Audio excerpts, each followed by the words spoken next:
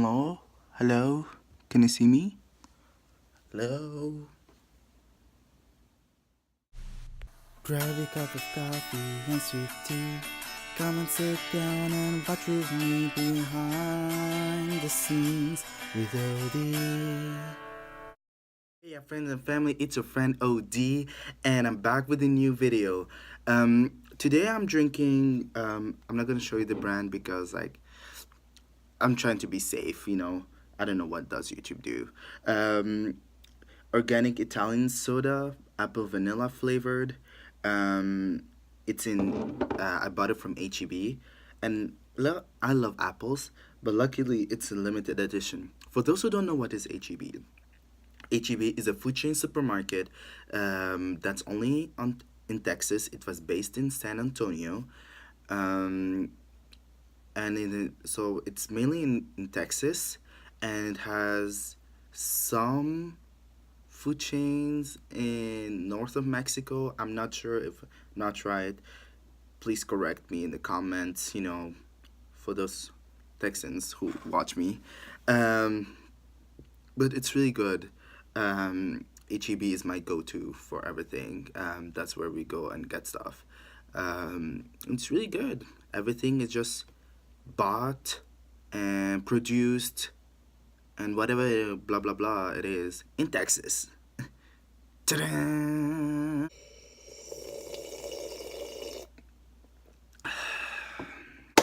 Anyways, so today I decided to share with you the story of my first domestic flight in the United States.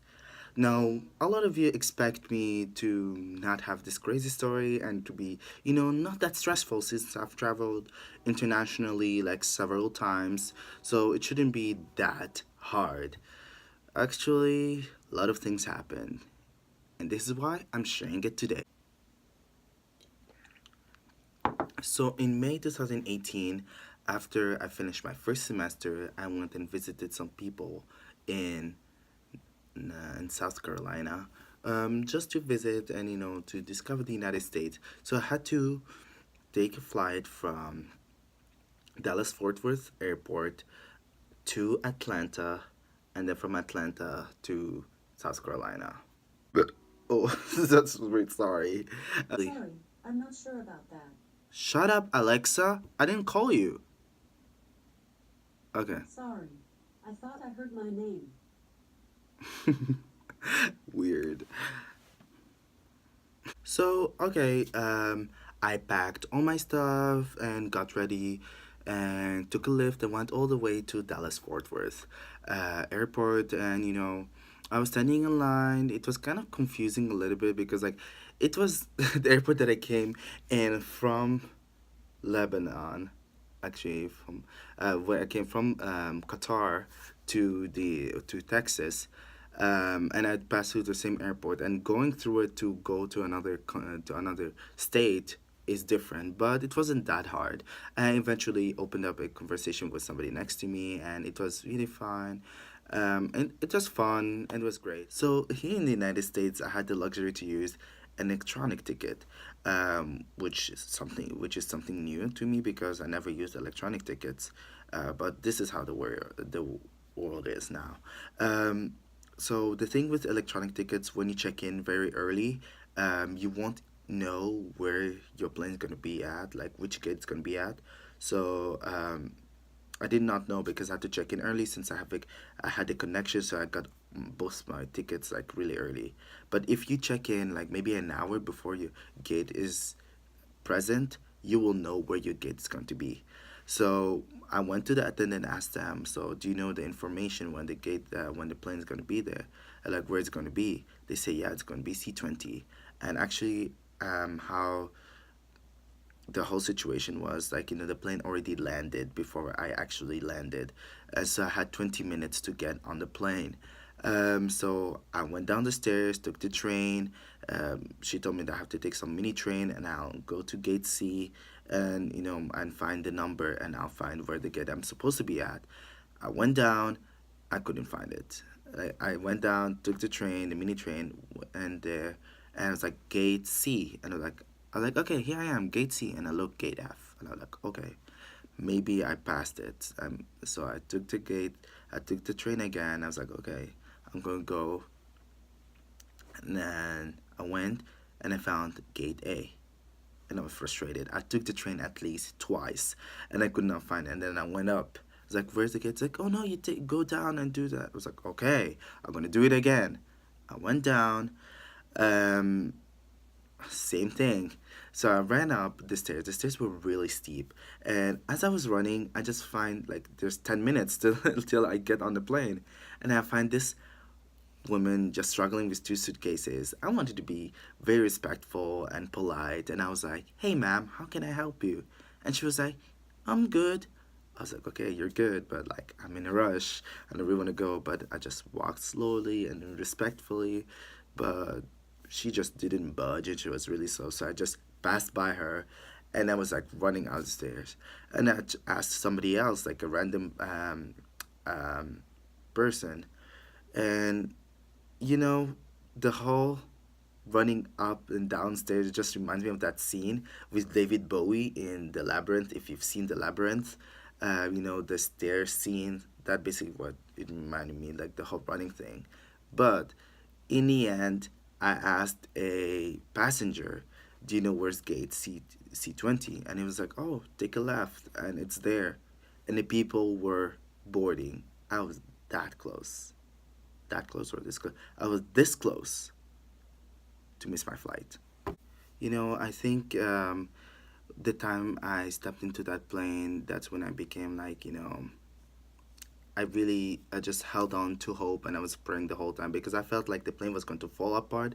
I could literally see a wire coming out of the light and I was like, this is not okay. And the plane was shaking the whole time. And actually, I feel safe in airplanes, but that moment I was like, and here it goes. That's how I'm going to die in the United States on an airplane. Not heroic at all. So on the way back, how it was scheduled, um, I had to leave really early in the morning, um, so I would like arrive in Texas around noonish.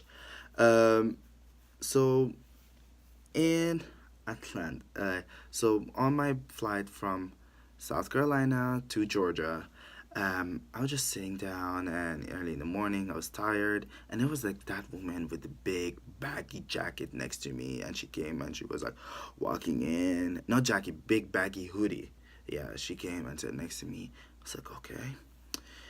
And then she had like a to-go box with her and I was like, something smells. And like, what is she doing? And then I turn and she opens her to-go box and she had a big juicy Lucy burger. And I was like, oh my gosh. I'm really sensitive to smells and odors, and basically it just makes me sick in the morning. Like smelling a burger in the morning. I don't know why, but it just makes me sick. So I turned next to her. I was like, juicy breakfast, eh? I was like, mm-hmm. And she was eating her heart out, like eating it, eating that burger. And I'm like,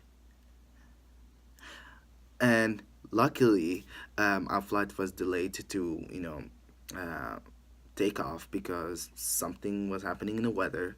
So I was like, okay, great. She's gonna finish her burger, so I'm not going to smell any of it like during the flight.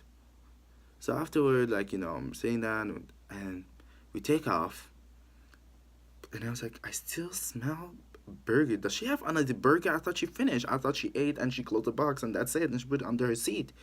And then I turn, I find her with her mouth right open and little mustard. I remember that because it was disgusting, okay?